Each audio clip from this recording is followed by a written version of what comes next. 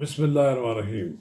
السلام علیکم ناظرین کرام، پنجاب اور کے پی کے اسمبلیوں کے انتخابات کے لیے تاریخ کے تعین پر چیف جسٹس عطا بندیال نے از خود نوٹس لیتے ہوئے 9 رکنی لارجر بینچ بنا دیے۔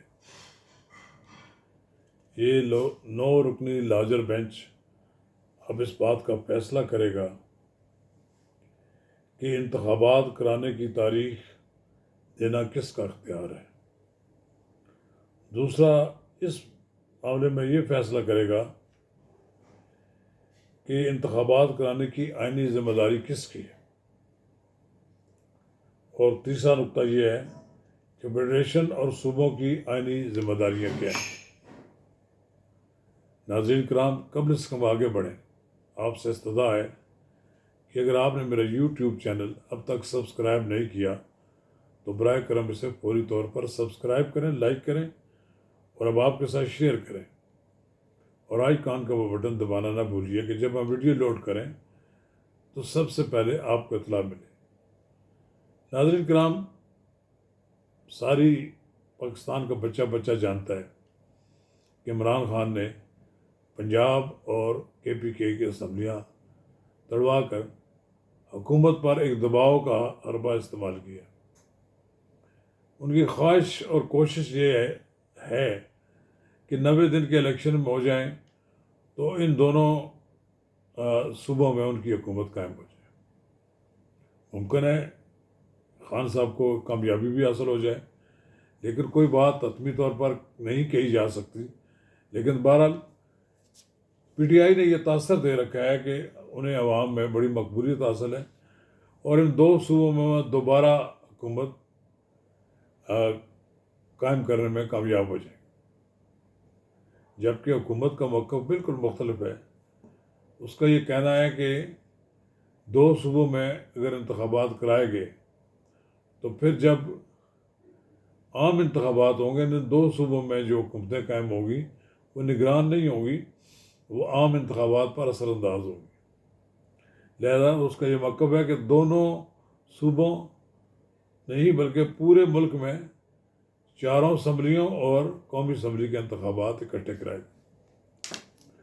لیکن آئین یہ کہتا ہے کہ 90 دن کے اندر، ایک دن بھی اوپر نہ ہو، 90 دن کے اندر اسمبلی ڈیزالو ہونے کے بعد انتخابات کرائے جائیں۔ یہ پاکستان میں پہلی بار اس طرح کی صورتحال پیدا ہوئی ہے۔ یہ 9 رکنی بینچ بنائے، اس پر بھی بڑے اعتراضات اٹھ رہے ہیں۔ اس میں جسٹس اعجاز الحسن اور جسٹس مظاہر علی نقوی کے بارے میں یہ سوال اٹھا ہے۔ انہوں نے یہ معاملہ از خود نوٹس کے لیے چیف جسٹس کو بھجوایا اور ان کے بارے میں مسلم لیگ نون کی قیادت کو کچھ تحفظات ہیں۔ اور اس میں ایک اور بات یہ ہے کہ سردار طارق اور جسٹس فائز علی عیسیٰ کو شامل نہیں کیا گیا، حالانکہ فائز علی عیسیٰ سینئر ترین جج ہیں۔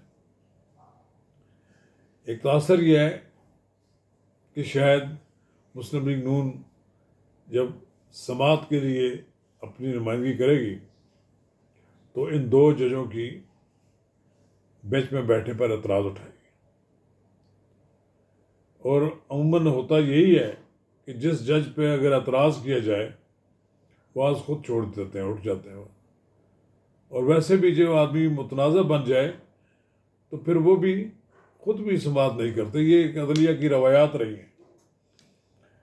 اگر یہ فیصلہ، بڑی خبر تو یہ ہے کہ اگر یہ فیصلہ ان ججوں سمیت ہوا اور حکومت کو قبول نہ ہوا تو پھر ایک اور بحران پیدا ہو جائے گا۔ ابھی دیکھیں، یہ چیف جسٹس صاحب نے جو فیصلہ کیا ہے اس کے بڑے اثرات مرتب ہوں گے، اور اس سے تو کسی صورت میں بھی آپ مفر نہیں کر سکتے کہ الیکشن نہ ہو۔ 90 دن کے اندر الیکشن کرانے ہیں، لیکن الیکشن کمیشن کیا تیار ہے؟ کیا انتظامیہ، عدلیہ، فوج، اپنے لوگ ان کو دینے کے لیے تیار ہیں؟ پیسے انہیں ملنے کے لیے تیار ہیں؟ اگر یہ نہ ہوئے تو پھر اس بات کا کبھی امکان ہے کہ الیکشن نہیں ہو سکیں گے. اور سپریم کورٹ کی یہ جو ورڈکٹ ہوگی ساری صورتحال کو پیش نظر رکھ کر ہوگی کہ کیا ان حالات میں 2 صوبوں میں انتخابات کرانا ضروری ہے. ویسے تو سب نے یہی کہا ہے کہ الیکشن کرائے بغیر کوئی راستہ اور نہیں ہے، لیکن اعتزاز احسن نے تو بڑی ایک بات پتہ کی ہے. انہوں نے کہا کہ درگزر کا ایک چیز ہے کہ آج خود نوٹس دیا گیا ہے، لیکن سپریم کورٹ اگر 90 دن میں الیکشن نہیں کرائے جا سکتے تو درگزر کر سکتی ہے، اس کے لیے اپنی مہلت بھی شاید بڑھا دے. اور اس بات کا بھی کبھی امکان ہے کہ 90 دن کے بعد الیکشن ہو جائے، کہ اس کی ڈیٹ طے کس طرح کی جائے کہ دونوں اکٹھے ہو سکتے ہیں. لیکن بہرحال آئین کا ایک تقاضا ضرور موجود ہے کہ 90 دن میں الیکشن ہو. اور یہ عمران خان نے انتظامیہ پر دباؤ ڈالنے کے لیے، الیکشن کمیشن پر دباؤ ڈالنے کے لیے یہ اسمبلیاں توڑوائی تھیں، کیونکہ ان کا خیال تھا کہ قومی اسمبلی کے الیکشن نہیں ہو رہے تو کم از کم 2 صوبوں میں اگر وہ دوبارہ حکومت قائم کرنے میں کامیاب ہو جاتے ہیں تو پھر ان کی پوزیشن مضبوط ہو جائے گی.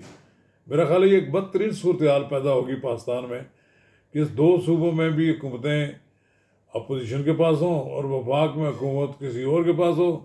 نہ صوبے ان کی حکومت ان کی بات مانے، نہ وفاق ان کی بات مانے، اور ایک ملک ایک ایسے قیاس کی طرف چلا جائے کہ جہاں پر کوئی ایسا ماحول ہی نہ ہو کہ جس میں پرامن طریقے سے کوئی ملک چل سکے. پہلے ہی ملک معاشی مسائل کا شکار ہے، بے پناہ صورتحال خراب ہے، اور اس وقت معاشی طور پر عام آدمی کی زندگی اجیرن بن گئی ہے.